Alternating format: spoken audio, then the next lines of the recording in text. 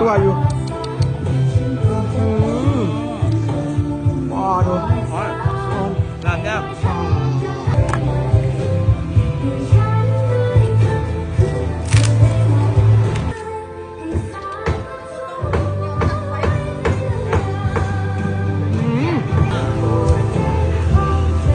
สดมันอ่อนห้านกันแล้ว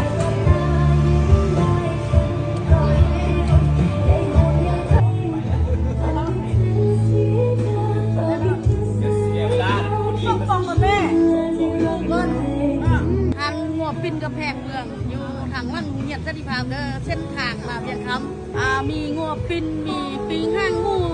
ข้าวส้มแล้วก็เครื่องในแล้วก็มีอาหารหลายอัน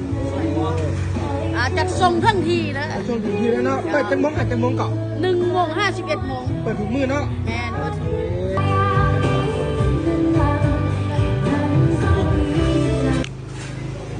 เก่งอะเดี๋ยวนี้พูดเลย